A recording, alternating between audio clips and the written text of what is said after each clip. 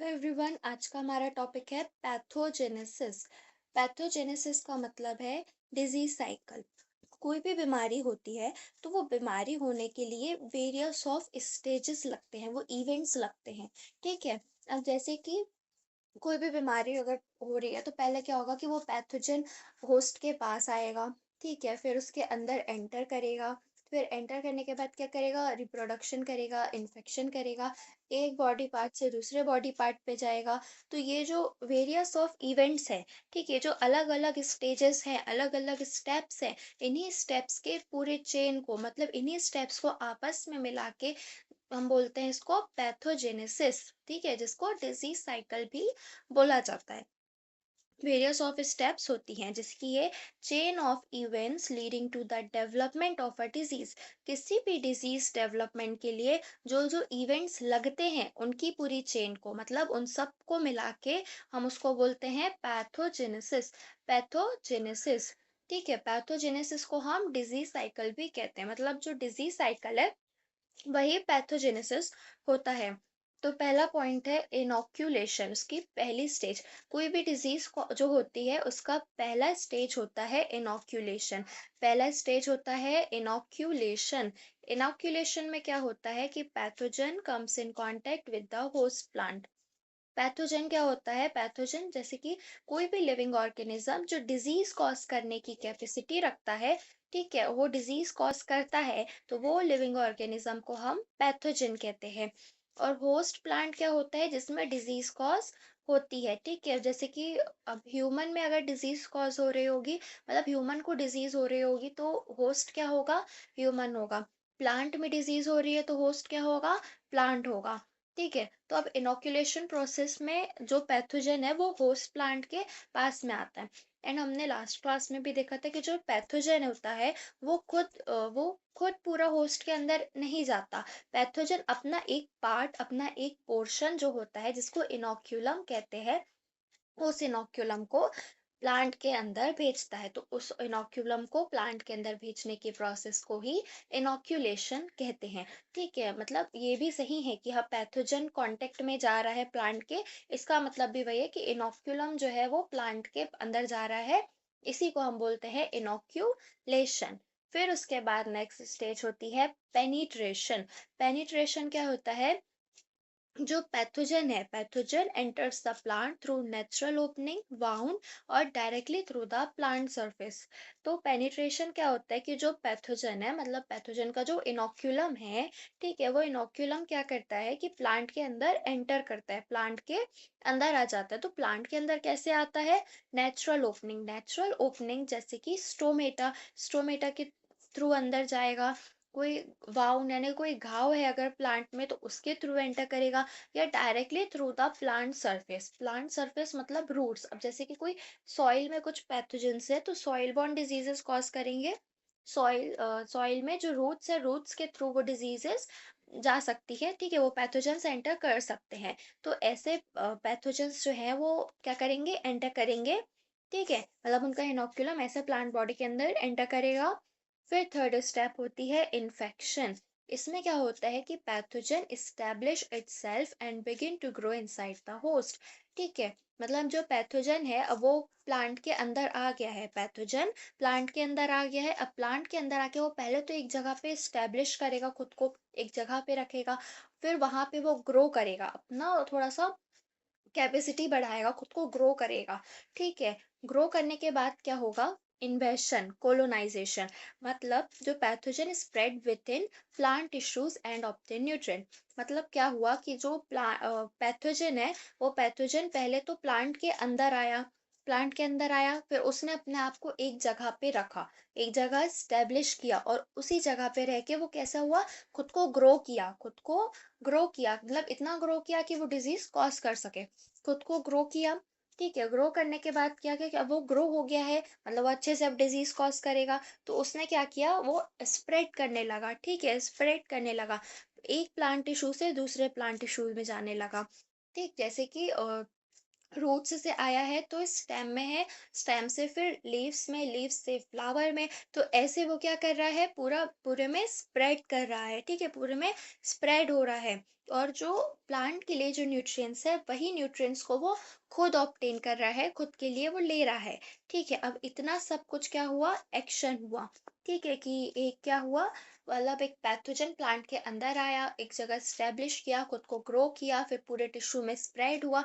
इतने एक्शन का फिर रिएक्शन होगा। ठीक है, इतने एक्शन का रिएक्शन होगा, और उस रिएक्शन जो प्लांट जो उसका रिएक्शन देगा, उसी रिएक्शन को हम बोलते हैं सिम्टम्स डेवलपमेंट। जो पैथोजन के थ्रू जो भी एक्शन हुआ है, उसके रिएक्शन को बोलते हैं सिम्टम्स। सिम्टम्स क्या होता है, visible disease symptoms appear such as chlorosis, wilting spot और रोटिंग।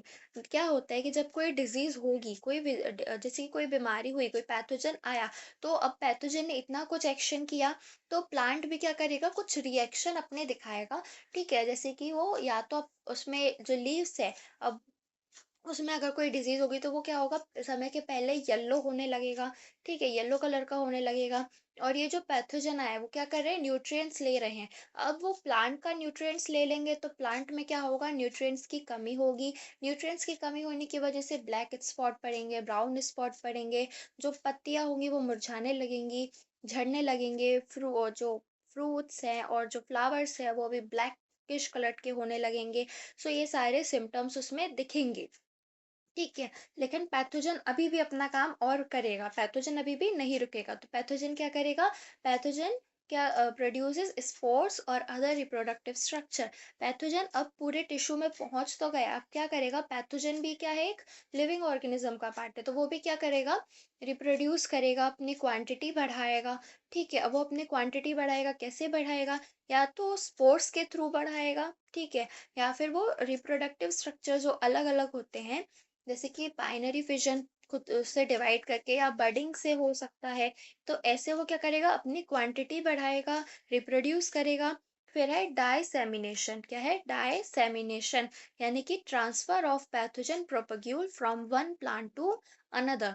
अब एक प्लांट है, उसमें पैथोजन एंटर किया, पूरा डिजीज कॉज किया, पूरे टिश्यू में फैल गया, सिम्टम्स दिखे, और क्या हुआ कि उसने अपने रिप्रोडक्शन करके बहुत अपनी क्वांटिटी एक बहुत ही ज़्यादा बढ़ा ली, कि वो प्लांट को पूरी तरीके से क्या कर दिया, खराब कर दिया उस पैथोजन ने। लेकिन अब देखो, जैसे कि वो अब इतने में नहीं रुकता कि उसने एक प्लांट को खराब कर दिया है, वो दूसरे प्लांट तक भी जाते हैं, वो पैथोजन दूसरे प्लांट तक भी जाते हैं। तो हमको पैथोजन को एक प्लांट से दूसरे प्लांट में जाने से रोकने के लिए, इसलिए जो खराब पौधे रहते हैं हम उसको अलग कर देते हैं। तो अब कैसे ये डाइसेमिनेशन हो सकता है, तो विंड के थ्रू हो सकता है, वाटर के थ्रू हो सकता है, इंसेक्ट के थ्रू हो सकता है। जैसे कि अगर मान लो, जैसे कि जो प्लांट खराब है, उसी को हमने डिकम्पोज कर दिया, वहीं पे मिट्टी पे कर दिया, तो वो जो उसके पैथोजन है वो सॉइल में जाएंगे, और वो सॉइल से फिर दूसरे प्लांट को अफेक्ट करेंगे। ठीक है, दूसरे प्लांट के रूट से वो एंटर कर जाएंगे। या फिर विंड के थ्रू, अब जैसे कि कोई इंसेक्ट आया, वो इंसेक्ट आके एक प्लांट में बैठा, डिजीज वाले प्लांट में बैठा, और वो डिजीज वाले प्लांट का कुछ लेके, जैसे पॉलन वगैरह कुछ उसका लेके कुछ हेल्दी प्लांट में गया, तो वो डिजीज कैरी करके ले जाएगा विंड के थ्रू। जैसे कि वो हवा में उड़ के उसका कोई पार्ट या चला जाए, या उसकी कोई लीव्स ऐसे उड़ के चले जाए, या फिर ऐसे उसके बाद उनके पास डिजीज कॉज करे। सो ऐसे डाइसेमिनेशन होता है।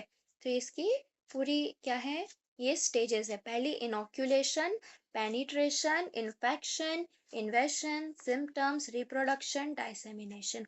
फिर है फैक्टर्स। अब कोई भी डिजीज डेवलपमेंट के लिए कौन कौन से फैक्टर्स हैं जो अफेक्ट करते हैं, तो मेजर तो तीन ही फैक्टर्स होते हैं। कौन कौन से, पहला होता है पैथोजन फैक्टर।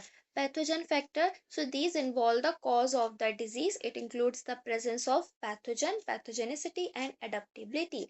मतलब कोई भी प्लांट में डिजीज कैसे होगी, कोई भी प्लांट में डिजीज तभी हो पाएगी जब वो प्लांट कैसा होगा, जब पैथोजन उसका होगा। ठीक है, पैथोजन डिजीज कब कॉज कर पाएगा, जब पैथोजन होगा, जब पैथोजन का होना। तो पहला पॉइंट ये है कि डिजीज होने के लिए पैथोजन होना चाहिए। पैथोजन में पैथोजेनिसिटी होनी चाहिए। पैथोजेनिसिटी में क्या होता है, पैथोजेनिसिटी में मतलब capacity of a pathogen to cause disease. Pathogen के पास डिजीज कॉज करने की कैपेसिटी होनी चाहिए, एबिलिटी होनी चाहिए, अडेप्टेबिलिटी होनी चाहिए। मतलब वो पैथोजन जो है, होस्ट प्लांट के अंदर आके क्या करना चाहिए, अडेप्टेबल होना चाहिए। ठीक है, और पैथोजन कैसा होना चाहिए, वायरुलेंस होना चाहिए। अच्छा ठीक है, तभी अगर पैथोजन वायरुलेंस नहीं होगा तो वो डिजीज कॉज नहीं कर पाएगा। तो पैथोजन को कैसा होना चाहिए, पैथोजन को वायरुलेंस होना चाहिए डिजीज कॉज करने के लिए। फिर है host factor. These are characters of the individual that influence susceptibility to disease. It includes age, immunity, lifestyle, growth, general health. अब पैथोजन मान लो बहुत शक्तिशाली है, बहुत वायरुलेंस है, लेकिन होस्ट का कैसा होना चाहिए, होस्ट में डिजीज कब होगी, डिजीज होने के लिए होस्ट कैसा होना चाहिए, ससेप्टेबल होना चाहिए, होस्ट ससेप्टेबल होना चाहिए। अब जैसे कोई प्लांट है, अब कोई हेल्दी प्लांट है जिसकी इम्यूनिटी बहुत स्ट्रांग है, उसकी बहुत अच्छी ग्रोथ है और अच्छी इम्यूनिटी है, तो उसमें क्या होगा, उसमें भले ही पैथोजन कितना भी वायरुलेंस है, वो डिजीज कॉज नहीं कर पाएगा। ठीक है, इम्यूनिटी स्ट्रांग है तो डिजीज अच्छे से वो पूरे प्लांट को बर्बाद नहीं कर पाएगा।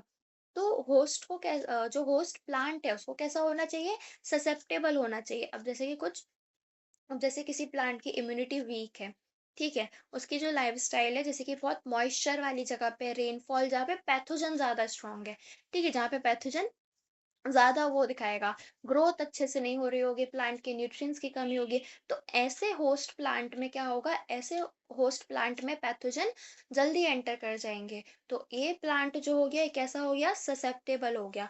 तो जब होस्ट ससेप्टेबल होता है, जब वीक होता है होस्ट, तभी जो वायरुलेंस पैथोजन है वो होस्ट के अंदर एंटर कर पाता है, प्लांट के अंदर एंटर कर पाता है। Environmental factor. अब जैसे कि भले ही पैथोजन कितना भी वायरुलेंस है, कितना भी स्ट्रांग है और पौधा कितना भी कमजोर है, अगर इन्वायरमेंट कंडीशन उनके फेवर में नहीं होगी तो फिर तो फिर डिजीज नहीं हो पाएगी। जैसे कि अब कोई पैथोजन है वो डिजीज कॉज करता है हाई ह्यूमिडिटी में, तो कैसा टेम्परेचर होना चाहिए, एनवायरनमेंट में भी उस टाइम पे हाई ह्यूमिडिटी होनी चाहिए। अब अगर ह्यूमिडिटी नॉर्मल होगी, टेम्परेचर नॉर्मल होगा, ठीक है, तो ऐसे में डिजीज नहीं हो पाएगी। तो जब इन्वायरमेंट भी कैसा होना चाहिए, इन्वायरमेंट भी डिजीज कॉजिंग पैथोजन के और होस्ट ससेप्टेबल के फेवर में होना चाहिए। तो तीन फैक्टर्स हैं जो अफेक्ट करते हैं कि जो पैथोजन है, पैथोजन वायरुलेंस होना चाहिए, बहुत पावरफुल होना चाहिए, होस्ट जो प्लांट है वो कैसा होना चाहिए, प्लांट वीक होना चाहिए, इन्वायरमेंट कैसा होना चाहिए, इन्वायरमेंट भी डिजीज कॉज करने के फेवर में होना चाहिए। फिर है disease triangle. The disease triangle is a fundamental concept in a plant pathology that explains how plant disease develop. Disease triangle ये बताता है कि देखो जो मेन तीन फैक्टर्स हैं, ठीक है, मेन तीन फैक्टर्स कौन से हैं, host, susceptible host, virulence pathogen, environment, ये तीन डिजीज, ये तीन फैक्टर्स हैं। तो जब ये तीन फैक्टर्स होंगे तभी डिजीज होगा। तो ये तीन फैक्टर्स हैं, इसलिए इसको डिजीज ट्रायंगल कहा गया है। लेकिन अब क्या है, डिजीज एक पिरामिड भी होता है। तो डिजीज पिरामिड क्या हुआ कि यही तीन फैक्टर्स में दो फैक्टर्स और ऐड कर दिए गए, ये इसमें दो और फैक्टर्स ऐड कर दिए गए, वो दो फैक्टर्स है टाइम और ह्यूमन। जैसे कि ये है disease triangle. Disease triangle disease cause करने के लिए तीन मेजर फैक्टर्स होते हैं, favourable environment, virulent pathogen, susceptible host. ठीक है, तो ये तीन फैक्टर हैं, तो तीनों मिलकर ट्रायंगल बन रहा था, इसलिए साइंटिस्ट ने बोल दिया डिजीज ट्रायंगल। ठीक है, इतना ही होता है। फिर है डिजीज पिरामिड। तो वही ट्रायंगल में दो पैरामीटर साइंटिस्ट ने और जोड़ दिए, वो डिजीज ट्रायंगल में दो पैरामीटर्स और जोड़ दिए, कौन कौन से, ह्यूमन और टाइम, जिससे दो फैक्टर्स और जुड़ गए तो क्या बन गया, वो पिरामिड बन गया। ठीक है, कि ह्यूमन और टाइम ये सारी चीजें भी डिजीज में मेजर कर, मतलब इंपॉर्टेंट पैरामीटर्स है। तो ये डिजीज पिरामिड हो गया। फिर उसके बाद है इतना ही। Thank you.